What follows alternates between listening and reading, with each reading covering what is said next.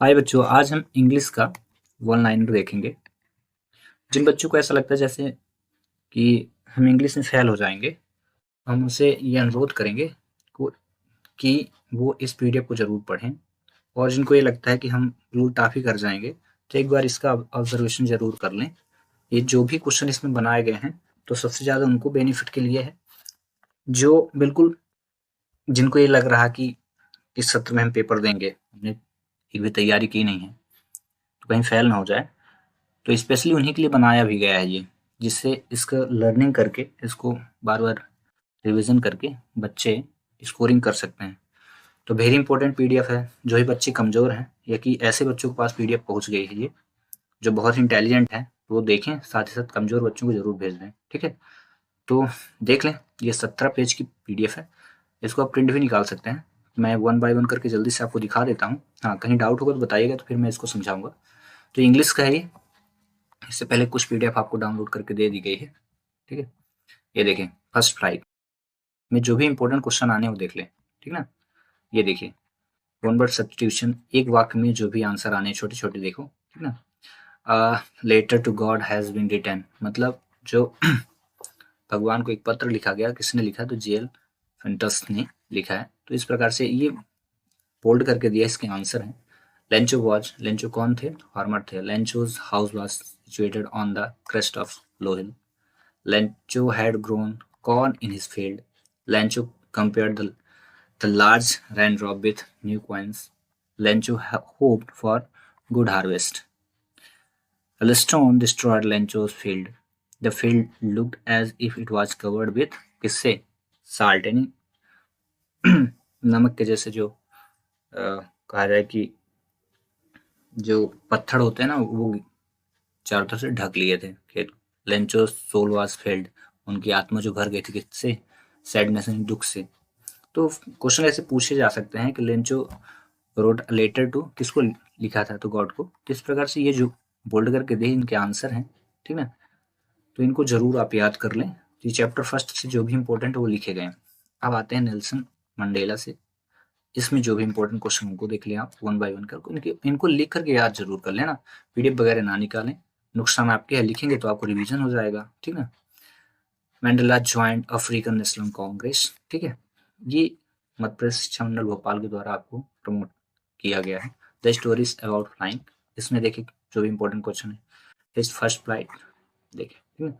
सभी the black aeroplane से आप देख लें, जो भी मोस्ट क्वेश्चन दिए गए हैं, सब इनको आपको थोड़ा थोड़ा करके याद कर लेना। अपने भाई बहन को ये क्वेश्चन लिखने के बाद आप उनसे पूछ सकते हैं, तो थोड़ा थोड़ा करेंगे तो याद हो जाएगा।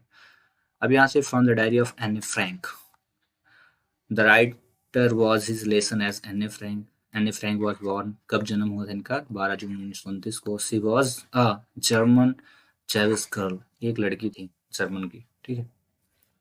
आगे, Anne's long awaited friend is her diary, उन्होंने अपने डायरी में अपने दोस्त का इंतजार किया। The name of Anne's diary was, क्या नाम था उनके डायरी का? Kitty. Mister Keesing was annoyed with her because she was talkative. Mister Keesing कोई, क्योंकि मैंने इस स्टोरी को पढ़ा नहीं है, ऐसे अनुमान में हो सकता है कोई टीचर वगैरह हो, तो ये हमेशा नाराज रहते थे। annoyed with her, किसी से, एनी फ्रैंक से हो सकता है नाराज रहते, बिकॉज सी वॉज टॉकेटिव, क्योंकि वो बहुत ज्यादा बोलती थी। In math subject she was not sure of passing, एन जो थे, लड़की थी, जो भी लेखक थे, कोई कैंडिडेट रहे होंगे, जो भी पात्र थे, वो उनकी मैथ क्या थी? कमजोर थी। Paper has more patience than people, धैर्य, व्यक्तियों के धैर्य से भी ज्यादा कठिन होते थे पेपर, ठीक ना, जो भी बनाते थे। तो ये जो भी इंपॉर्टेंट क्वेश्चन दिए हैं, वेरी वेरी वेरी इंपॉर्टेंट है। इन जो भी टॉपर स्टूडेंट हैं, जिनको ऐसा लगता है हम बहुत ज्यादा इंग्लिश जानते हैं, वो भी एक बार पढ़ें, 2 बार 3 बार, तो उनका भी कॉन्सेप्ट क्लियर हो जाएगा कि मोस्ट क्वेश्चन आने वाले भाई, देख लेते हैं एक बार। और जो भी ऐसे बच्चे जिनको कुछ अभी याद ही नहीं है, तो ये जरूर पढ़ के जाए, श्योर मैं कहता हूँ फेल तो नहीं हो गया आप। अब एक फंगो, ये क्वेश्चन सभी आप याद कर लें, ठीक है? चलिए आगे चैप्टर में जाते हैं। आप स्क्रीनशॉट वगैरह ले लें, इनको लिख डालें, है ना? सभी क्वेश्चन देखें। जैसे कल कुछ बच्चों को पेपर है, उनके लिए स्पेशली है ये, ना? मैडम राइट द बस, इनके सभी क्वेश्चनों को आप देख लें।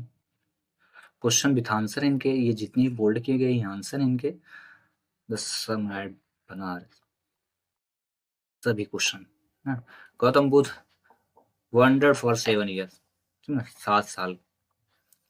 sermon is religious discourse, discourse. Buddha renamed the tree bodhi tree। ये बुद्ध के बारे में ये चैप्टर था, ये भी आपको पढ़ना चाहिए। The Buddha sat under, Buddha यानी गौतम बुद्ध जी बैठे थे, कहाँ बैठे थे? A peepal tree, peepal tree के नीचे। तो इन क्वेश्चनों को आप याद करें। Meaning of lamentation is grief of soul. Lamentation का मीनिंग क्या होता है? तो ग्रीफ, ग्रीफ मतलब होता है दुख, और इसका भी अर्थ शक, इसका भी अर्थ होता है दुख। The city of Banaras is situated on the river. Banaras जो सिटी है किस नदी के पास स्थित है? तो वो कौन से है? गंगा। ठीक है, आगे चलते हैं। इन क्वेश्चनों को आप देख लें एक बार करके ऐसे। द प्रपोजल, इस चैप्टर को देखें। अब आगे आते हैं। पोएट्री, वेरी इंपॉर्टेंट ये है। नेम ऑफ पोएम और पोएट, एक क्वेश्चन जरूर इससे आता है। डस्ट ऑफ स्नो के लेखक कौन है? ये बताएं। फायर एंड आइस के लेखक कौन है? बताएं। अ टाइगर इन द जू के लेखक कौन है? How to tell wild animals के लेखक कौन? Karen Wells. The ball poem के लेखक तो अमांडा के लेखक, ठीक ना। द ट्रीज, द ट्रेश है इनके लेखक। फॉग के लेखक कौन? तो ये कंफर्म मान के चलिए कि इनमें से कोई ना कोई एक क्वेश्चन कंफर्म है आना, तो आप इसको जरूर पढ़ें। फिर डस्ट ऑफ स्नो से question, Robert Frost is the poet of dust of snow. The crow shook dust of snow on the poet. The dust of affected the people changing his mood. Dust of snow क्या करती थी? व्यक्ति के mood को change कर देती थी।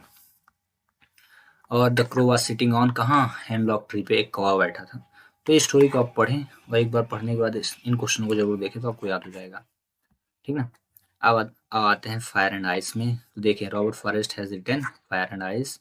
Ice symbolized, very important question है, हेटेड। आइस का संबंध किससे था? हेटेड से, नफरत करने से। वहीं फायर का संबंध डिजायर यानी इच्छा से था। द मीनिंग ऑफ पेरिस का मतलब क्या होता है? डाई यानी मर जाना। According to Robert Frost the world will end one day. Robert Frost के अनुसार ये संसार एक दिन जरूर खत्म हो जाएगा, ठीक ना।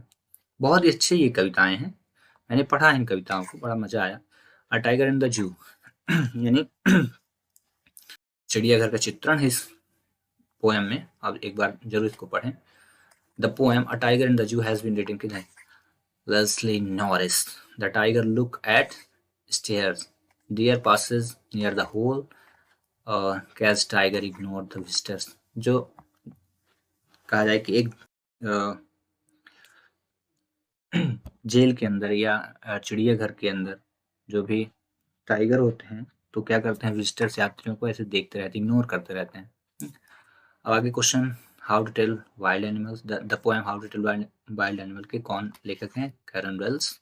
Beer is walking yard, a chameleon looks like a lizard, crocodiles cries, जो मगरमच्छ होता है रोता है, कब रोता है? Catching its prey. And the tiger is noble wild beast, the animal that hugs you bear. ऐसा कौन सा जानवर है जो आपको हग करता है, गले लगा? तो भालू। हाइना स्माइल्स व्हाइल कैचिंग स्प्रे। हाइना एक ऐसा जीव है जो क्या करता है? स्माइल करता है। The people how to tell wild animals humorous kind और आइडेंटिफिकेशन। ये इन क्वेश्चन को, जो भी इंपॉर्टेंट क्वेश्चन है इसके देख लें, वन बाय वन के मंडा के देख लें क्वेश्चन, ठीक है, सभी क्वेश्चनों को देख लें। द ट्रेस के देख लें इंपॉर्टेंट क्वेश्चनों को। वहीं फॉग के जो भी इंपॉर्टेंट क्वेश्चन, जैसे the poet compared the fog, fog का संबंध किससे है? कैट से, ठीक है। ड्रैगन का देख लें important question. N for N से रिलेटेड जो भी इस चैप्टर में इंपॉर्टेंट क्वेश्चन को देख लें। अब आते हैं ग्रामर फिलर में। तो ये इंपॉर्टेंट क्वेश्चन जितने भी हैं आप वन बाय वन करके इनको लिख के याद कर डालें। डिटर्मिनर्स में देख लें, ठीक है, ये देखिए सभी क्वेश्चनों को। मोस्ट इंपॉर्टेंट पीडीएफ है, आप भी पढ़ें, दोस्तों को शेयर करें। मॉडल्स में जो भी इंपॉर्टेंट क्वेश्चन है वो देख लें, वर्ब टेंसेस में देख लें, ठीक है। देन प्रीपोजिशन में आ जाए तो इनको देख लें। फिर कंजक्शन देख लें आप बच्चों, इनको देख लें और इनको याद कर डालें लिख के, है ना।